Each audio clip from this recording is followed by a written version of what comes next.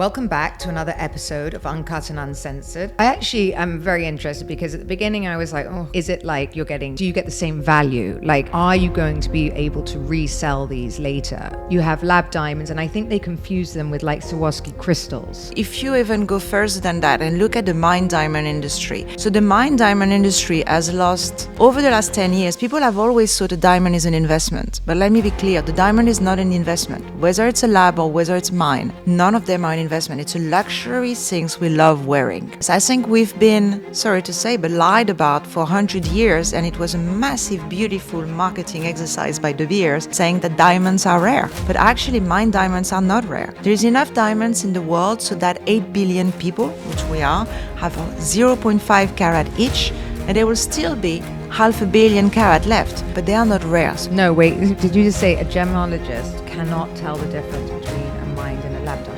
That's correct. On the loop or naked eyes. It is impossible for any gemologist in the world to see the difference. Welcome back to another episode of Uncut and Uncensored. Nathalie, I'm so good to have you here today. Not only are you a really good friend of mine, and we have a very long history, which we'll go into later, but you're also now my boss, essentially. So, I wouldn't say boss, but it's great to be with you today. Thank you. I became the face. Actually, it's funny because I'm turning 50 in May, and I've only ever done 2 jewelry campaigns in my life, and this is the first. And I remember the first one that I did the huge pictures for, which is Astraea, London. And I worked a long time ago with Jacob & Co., all in the luxury space for many, many years, as one of his faces here. And, you know, I remember when I was discussing with people saying that I was going to be doing this shoot with you. And it's so funny because I feel like you're way ahead of the curve, because I heard from traditional diamond companies, well, once you work with them, we'll never be able to come back to the real diamond world. But I actually think this is the way forward, and you've been extremely clever. Tell me how this sort of, because this isn't your background. This is not, I mean, I met you, you were in finance before. That's correct. What made you pivot into something like this? There are not many opportunities ever that you have in your life when you can really be convinced that you can transform completely or revolutionize an industry.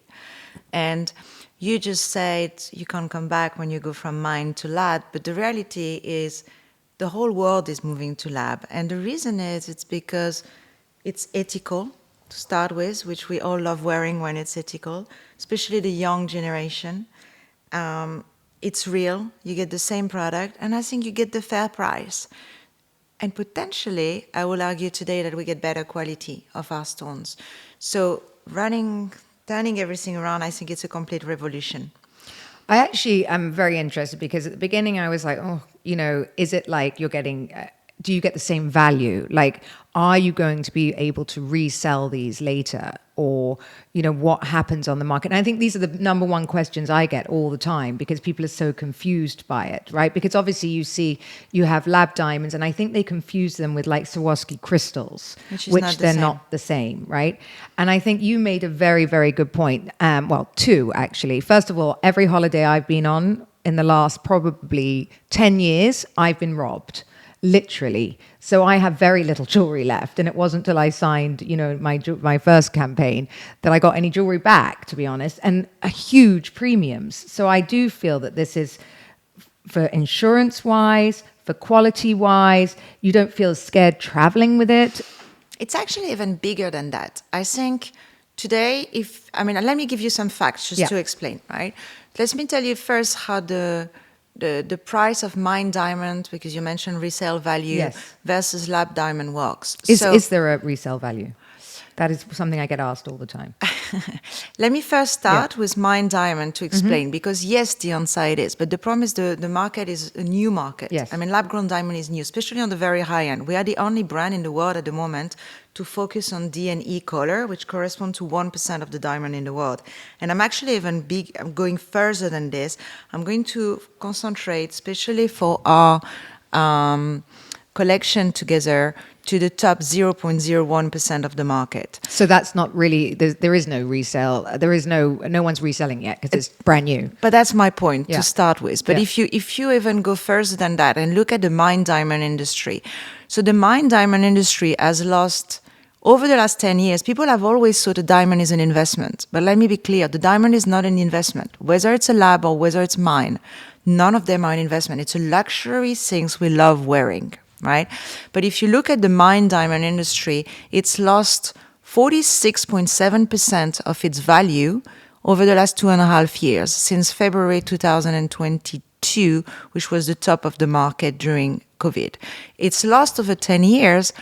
Now, if you look on any average on Bloomberg or anything, more than 40%. The reality is by the time you leave the shop, if you even go to a very high-end mining diamond company, the time you leave, I will say even Chopard, you probably lose 50% by the time you leave the shop. 100%. 100%. That is the truth. And that's why you never get the money back on insurance either. But like, you know, I've got girlfriends who've gone through divorces and suddenly got this, you know, thought that they were safe because they had a safe full of jewelry and popped down to try and sell it all. And it's worth nothing anymore. And that is the truth. So, you know, I absolutely agree. Walking into big name stores doesn't mean that you're going to be able to sell it for what you bought for or anything close. Well, it goes even further than this. I think we've been, sorry to say, but lied about for 100 years, and it was a massive, beautiful marketing exercise by De Beers saying that diamonds are rare. But actually, mine diamonds are not rare. There is enough diamonds in the world so that 8 billion people, which we are, have 0.5 carat each, and there will still be 500 million carat left. So a diamond is not rare. The way they manage to market it is a beautiful exercise. I think we are all in love with our diamonds. We love wearing them, but they are not rare. So from a resale point of view, that's the real reason why the diamond industry is down so much. If you look at De Beers was worth 13.5 billion 3 or 4 years ago. Today they are trying to sell it for $1 billion to the Botswana government, and they are not managing to do so. So I'm coming back to the point on resale value that a diamond is not an investment. Why? Because it is not rare. So now let's go to mine versus lab. Okay, so you have exactly the same product. Chemically, optically, structurally, it's the same DNA. There is no difference between a lab and a mine diamond from a chemical point of view. It's the same product. You made a great analogy to me, which was, I think, IVF babies, since I have IVF babies. You know, it's the same as whether I'd carried them in my womb or not. They're just outside. So once you look at it like that, my children are absolutely perfect. There's no difference between them and any other child I see on the street. Exactly. And I've got 2 IVF baby too. But you can also compare it, let's say, to a roses growing in a greenhouse versus roses growing on the ground. And at the end, it's the same with the diamonds. It's a seed of carbon which grew whole from the ground and take billions of years to extract from the planet, or that you put in basically something called a reactor, which is like a big microwaves, and you've got exactly the same product at the end because it comes from the same seed of carbon. So my point is, point number 1, they are exactly the same product.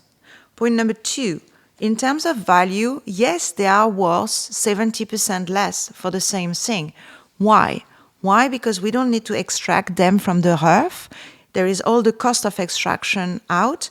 And also, frankly, people are now realizing that they are not as rare as they thought. So it's a question of education. And the reality is a lab diamond, yes, it's 70% cheaper for exactly the same quality, you get the same certificate it's with IGI. It used to be with GIA, but it's changing, but I'm using an even bigger certification now. But you get the same certificate. There is no gemologist in the world who can see the difference between a mine and a lab diamond. Because there is none, you can see the difference. No, wait, did you just say a gemologist cannot tell the difference between a mined and a lab diamond? That's correct. On a loop or naked eyes. That's crazy. It is impossible for any gemologist in the world to see the difference. The only way to see the difference is to use some special equipment, and those special equipment are very expensive. And they basically, it's in the fluorescence of the diamonds.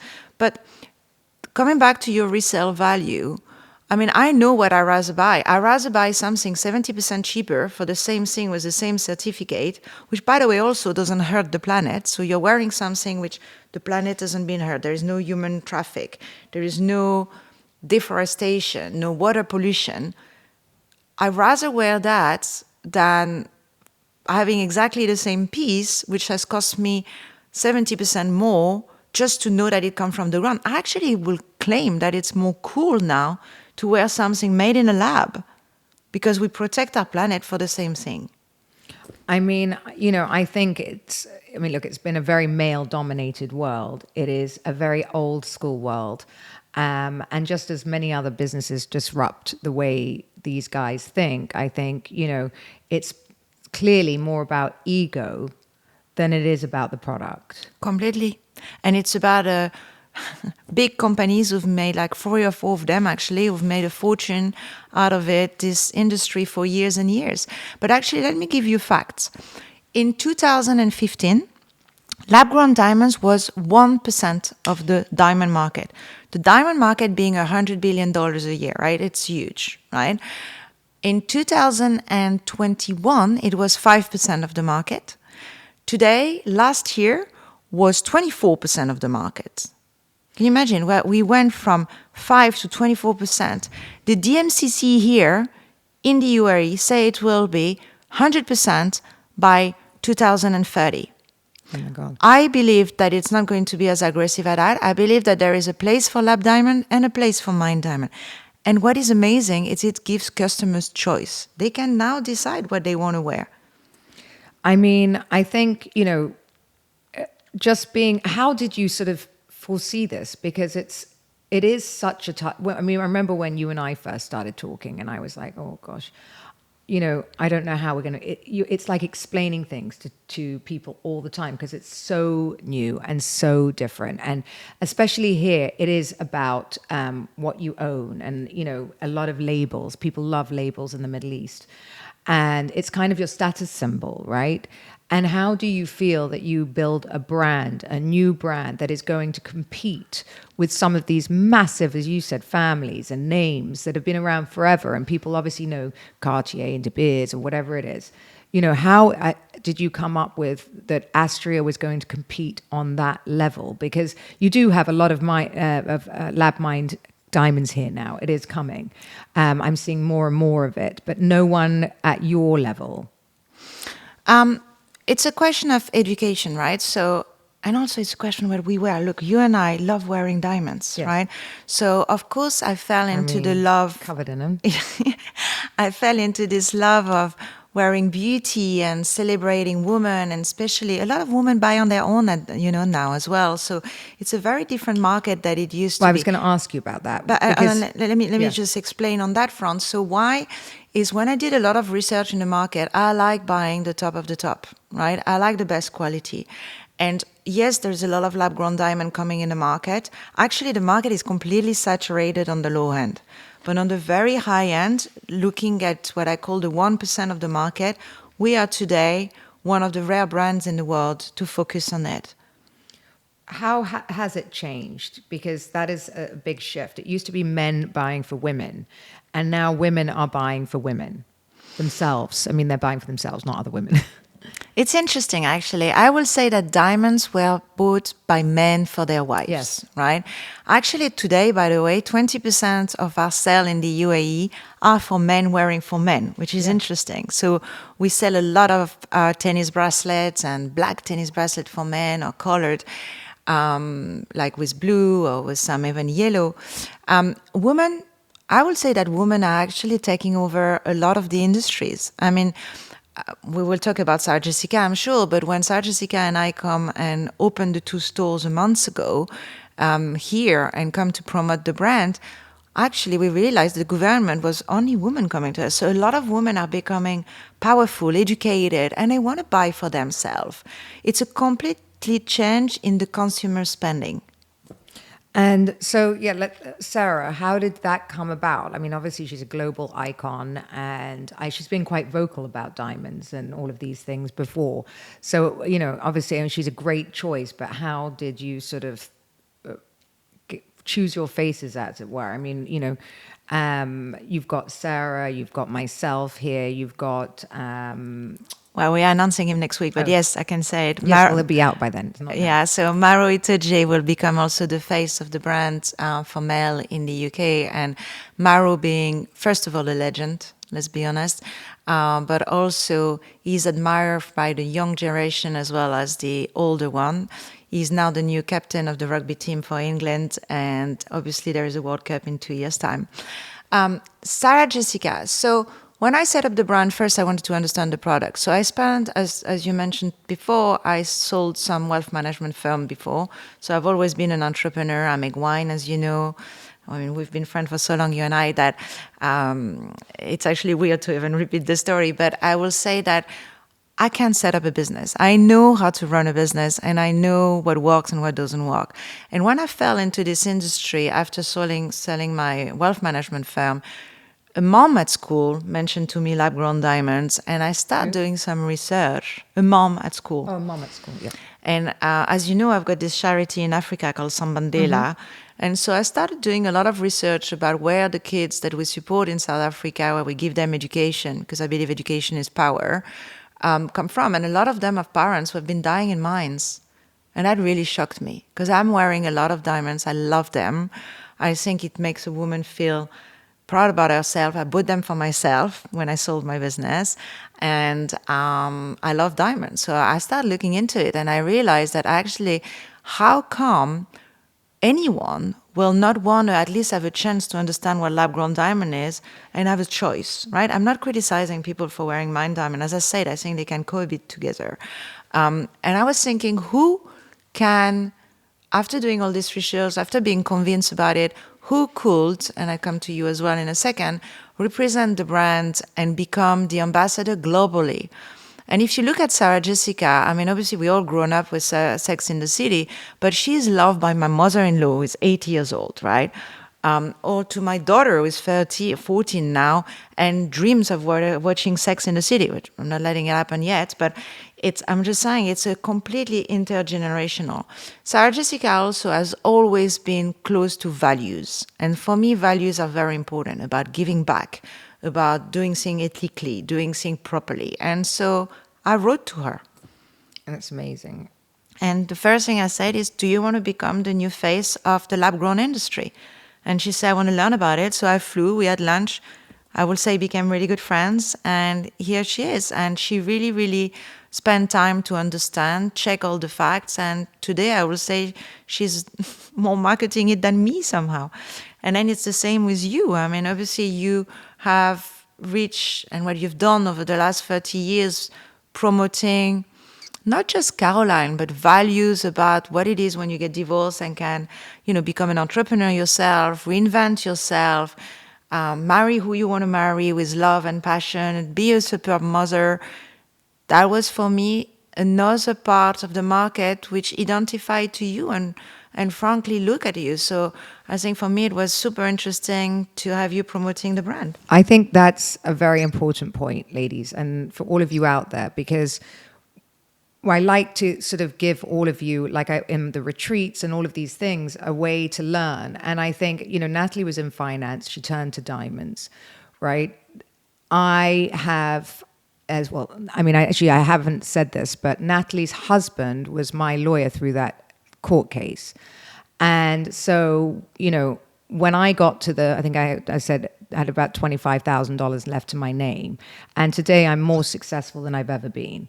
And that just doesn't just happen. And that's exactly what I just picked up with what you just said. I said, how did Sarah Jessica Parker come? And you said, well, I just wrote to her. And that's what people have forgotten to do. Things don't just happen. Like, I'm building a community right now, which I'm about to go and see the guys. How did that happen? I walked in and said, I want you to build this for me. And it happened. I mean, they could say no. Absolutely, someone could say no. If you don't try, you don't get. And if you don't learn how, and I was listening to the founder of Poppy last night, Alison, who I'm going to have on the podcast as well. She sold for 1.9 billion. And she said exactly that. Get used to being embarrassed.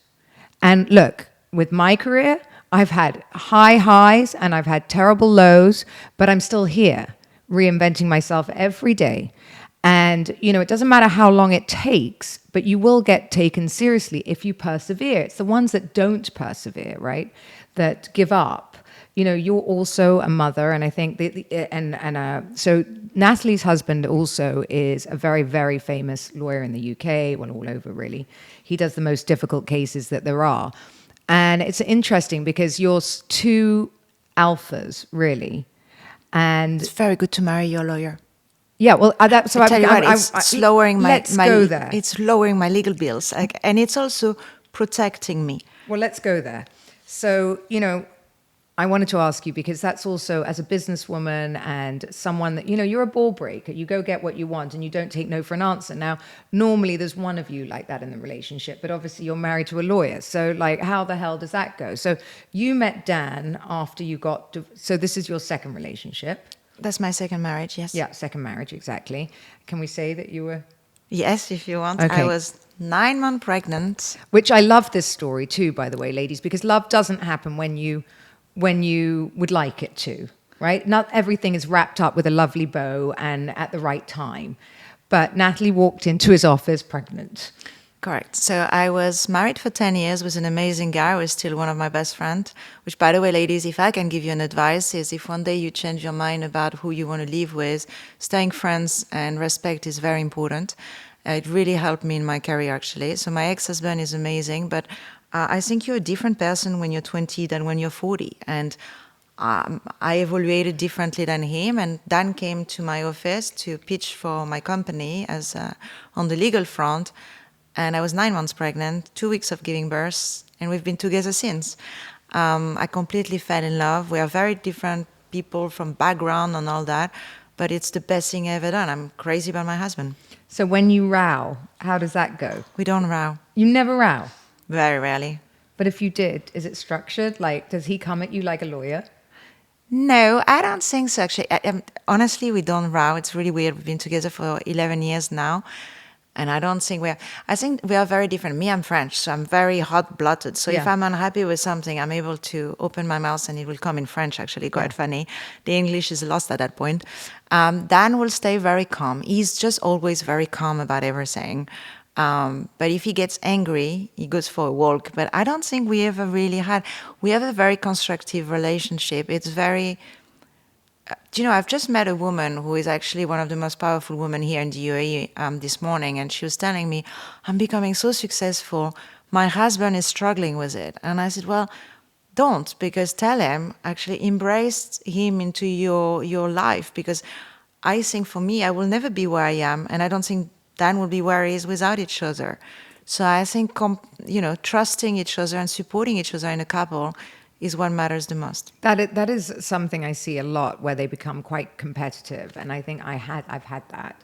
And even now, it was interesting because sometimes you want to tell your wins, and you do, and you see the other person's face fall, and then you realize keep it. But with my husband now, he is so ingrained in the business and every part of it, obviously. Oh, he's so proud of you. Yeah. I can see. Yeah. And this proud of looking at each other, it's, I think, what makes a success of a couple. So for me, Dan has been very instrumental, because when I mentioned Lab Grown Diamond first, and as you said, everybody was against it. And yes, by the way, it wasn't easy every day. The number of times I get a no in a day, and then you wake up again, and with passion and elegance, I think you overcome, because if you really believe in what you do, it will succeed.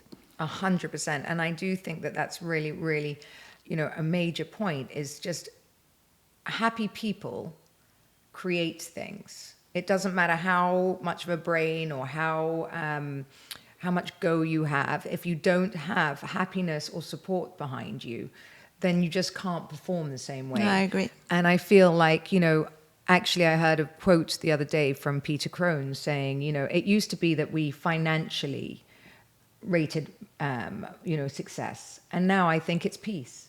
It's peace in our relationships. It's peace in our life. It's the family we've built, when you can see everything around you.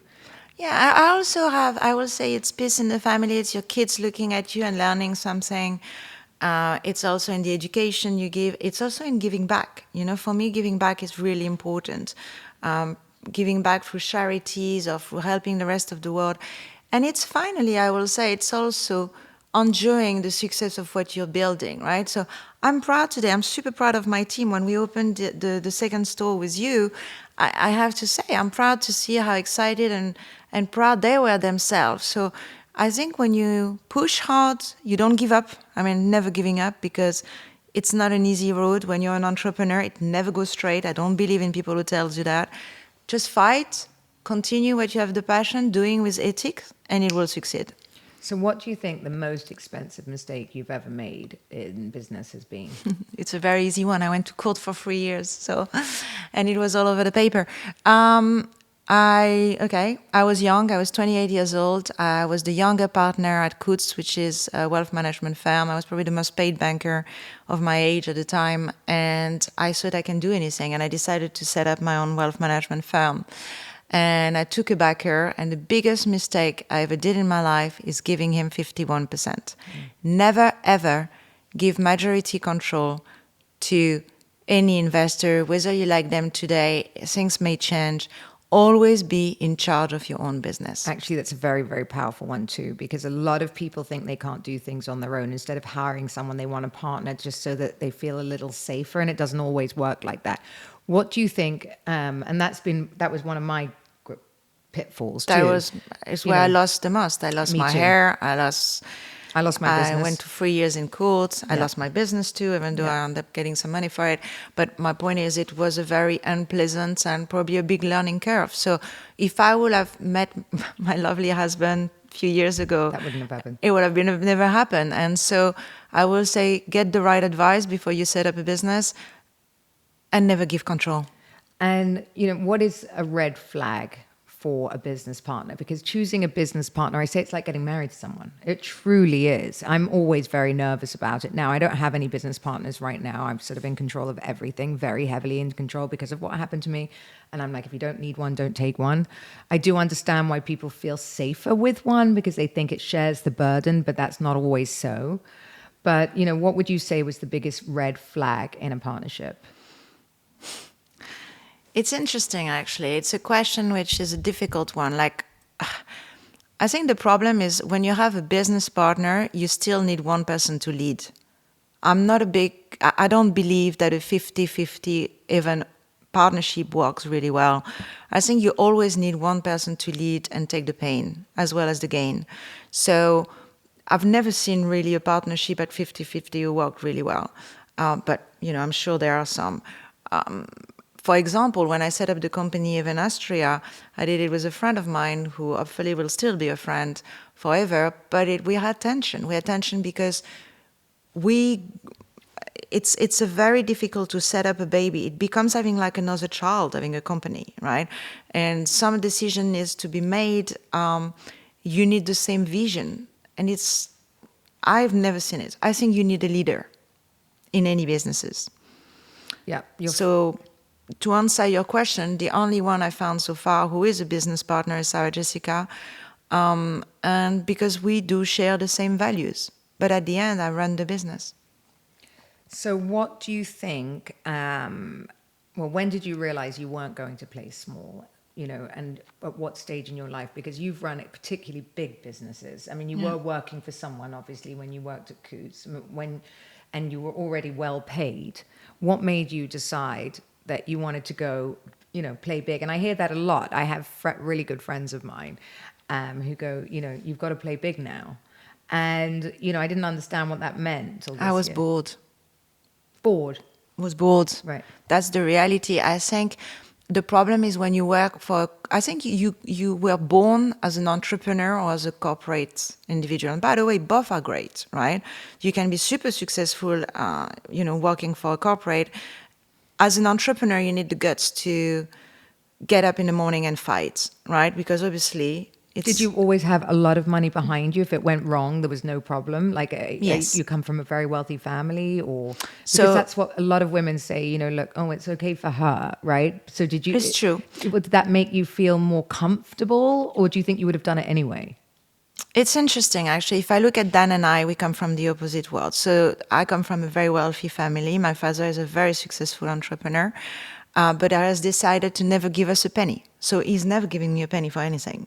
However, I did feel that I had a safety net in case I fell, right? That was point number one. Dan come from absolutely nothing and made his own, fortune on his own. So I will say that the safety net is probably what pushed me more to go to the next level. However, I think it's a question of how hungry you are to take over the world. Well, that's another thing, because I think this generation is slightly losing the hunger because they're being told, I mean, Instagram, as we've been talking about a lot, has taken over from print. It's taken over from, people reading things and even people watching things, really. People just scroll all day and night. Yeah. And those stars become the stars and everything. And now that, TikTok's doing TikTok Shop and all of these people are becoming overnight millionaires. And what happens is it makes this generation feel like they don't need to work as hard. And I'm not sure that's true. I work all hours of every day. I mean, maybe you get one or two people that hit it big, but it's like gambling. It's exactly like gambling. I don't believe so. I think there is no reward unless you work really hard. And I don't believe people who just, unless they're very lucky to run big businesses without going through the pain and the gain. I think it's very hard to be an entrepreneur. And you need to make a lot of sacrifice for that. But the rewards can be, from a personal point of view, from the way that we can give back as well, and from a financial point of view, a very different game. I mean, I've always said as well, just as a woman, I'm like, as soon as I hit, sign something or do something, I have to buy myself something, because I think I was paying bills for so long with no fun side to it, other than it was just going out, that I think, rewarding yourself as a woman when you do well and buying the things that you like and making yourself feel good, as an entrepreneur, and knowing that, okay, you can take that holiday, or you can, what is your sort of form of self-care? What do you do for yourself what do you consider, do you reward yourself when you hit a milestone? How does it work for you? Or are you always just looking forward? The truth is I'm quite good at looking forward and I'm pushing hard. But for me, the most important thing is to be with the family. We are very, very family orientated, Dan and I. The kids are the most important things for us. We have 4 of them. And so spending time, 6 of us, we love going to Mauritius, where you got married in my house. I just love and enjoy being with the family and having that time. But it's interesting, just going back to Lab Grown Diamond, this woman I met this morning who was just so successful here, I said to her, but you could have bought yourself anything. Her mind lab, she didn't know about it. And she said, you know what, the difference is I wanted a 10 carat yellow, but I wanted 8.8 on both sides, which, by the way, is huge, right? Just to put it into perspective. So it needed to be in total 8.8 because the Chinese number, it's a very important number. And anyway, we managed to do it within, I think, 3-4 weeks, when she was trying to do that for the last years, trying to get a D flawless anywhere else as a mine. And the reason I say that is because she wanted exactly to do what you said, how to spoil yourself. So she wanted something different. So I think a lot of our customers are going to be women who wants to spoil themselves, but also wants to design their own pieces. There is nothing we can't do. I think, today life has changed and women are stepping up into these roles as well as men. And, women are not just homebodies anymore. And I know we haven't been for a long time, but now women are really stepping into their power. And especially this year. And, running the retreats that I run, I see women like this all the time, taking the power back. And I do think that they want to be able to walk into a store and buy what they want and take control of their lives and not have to look in a shop window and go home and ask their husbands.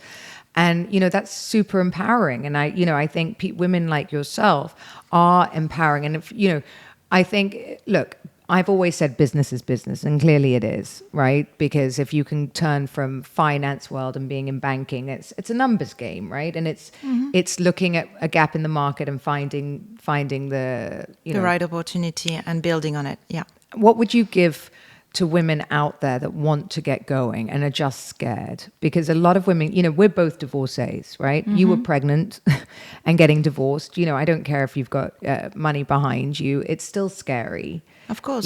To think that, and was that your first baby when you were second baby? So you have 2 children, you're getting divorced, I wasn't getting divorced. I met him and fell in love with him. Okay, well that's even better.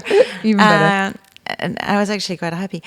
It's weird. I think life takes you sometime when you don't know where I you believe go. it's pre-written. Yeah, maybe, but it's the best decision I ever made. Well, I mean, that's another thing, by the way, ladies. I do feel like we shouldn't be made to feel guilty about life choices that we. Oh, do you know how many Yeah. people criticized me when I did that? Yeah. Oh my God, I got like people not talking. Some of my best friends. Oh, and I now, lost loads for him too. because and it now wasn't they're right. all coming back and they love him. And but for me, it was the best decision I've ever made, and I knew it, and it was best for my children too. So the best advice I will say is actually women should help each other. That's something I'm really, really keen on. I mean, supporting each other is very important. I think there's a lot of bitchiness between women from time to time, and actually, in the world of where we are right now, if you help each other, you can achieve a lot. 100%. And I've always said it's women against women, which is so crazy. It's not the men that write the terrible comments. It's not the men that, troll other women, which is so shocking to me. Actually, I had a weird conversation yesterday with Hilaria Baldwin, Alec Baldwin's wife. She said, somebody was trolling her online and she thought I may know her because we were friends. And I was like, I was so shocked. So I texted her and I said, I know of her. I'm going to text her. And I did. And I said, look, you don't have to like her. You don't have to like somebody. But like, why take the time to do that? And it makes you think so differently of that person. You're like, and I was shocked because I actually did know who she was. And I said, look, she was like, oh, I just don't like who she is. And I'm like, well, then fine, don't follow her. End of. Don't follow her. This is more jealousy, I will say, probably, than anything on those cases. But I think on the positive front, I think when women help each other, they can achieve so much. Anything. Like that's definitely what we. And it's a good example for our daughters. Yes. And I that's one thing I've told my daughter too. I don't want her to be part of the Instagram culture, and I know I'm a big part of it. And I know I've built, myself back on it, but I don't rely on it.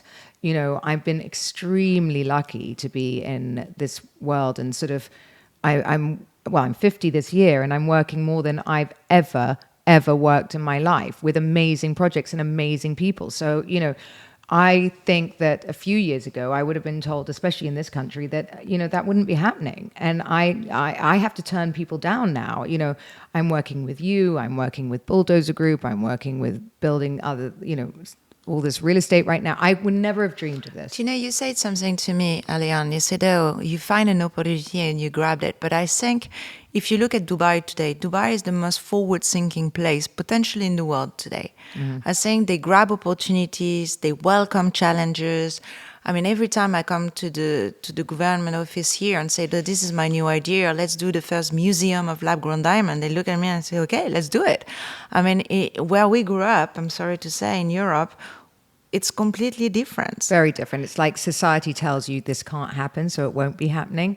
And it's old family values, which is, there's nothing wrong with old family values, don't get me wrong, but it's like you have to be able to move and to change and to pivot, and they're not prepared to from where we've come from. They don't want to understand it. And, I think that they don't like change. We don't embrace change in Europe. Whereas I think you're absolutely right. Funnily enough, for a country that I moved to, nearly 12 years ago when now, nobody, this is what I was going to say, when nobody was like, why is Caroline moving to Dubai? Oh my God. And it was a big thing. And now the whole world is moving to Dubai. So I have to say, you were also quite forward thinking on that front. Yes. Well, I was like, I've always been forward thinking and taking a chance, and it has paid off. And I'd like to say, to all of you out there, and I've always said, if you get up and you try and you make choices and quickly, you act on them, you do get rewarded. You just do. It's procrastination. It's living in this sort of limbo that means that you can't move forward. If you were going to give 3 lessons to people out there, or leave them with something, Nathalie, what would you say to women out there who want to take 2026 by the horn? The first one and my biggest one in life has always been never give up. Never, ever give up. It won't be easy if you want to be an entrepreneur, if you want to bring your idea somewhere, whether it's a big or a small business. So never give up is the first one. The second one is, it doesn't matter where you come from. It doesn't matter if you have a security net like I did or didn't like my husband.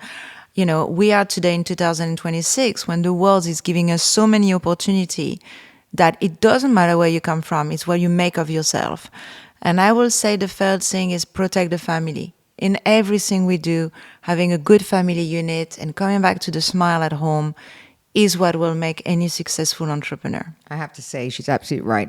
I don't know any successful man who has a very up and down private life, put it that way. And men out there and women out there, if you think you can do better or whatever else, I suggest you take a good look at what you've achieved and what you're building together and the values you have, and make it work in a beautiful way, because you're absolutely right. And it doesn't matter if you change. No. I'm sorry to say that. I think I'm happy with my first husband. I'm happy with my second one. I'm happy with my first companies, which was in a completely different industry than this one. But this is what makes me happy now. Yeah. Thank you, Nathalie, for joining us. Thank you for having me. It's been great.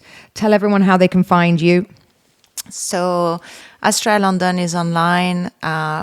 We are also now at the 5 Lux, where Caroline is representing us. We are at the Mandarin Oriental in Dubai. We are also at the Fairmont in London and the one and only in Greece.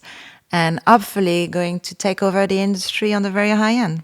We are. Thank you for listening to another episode of Uncut and Uncensored, and see you next week.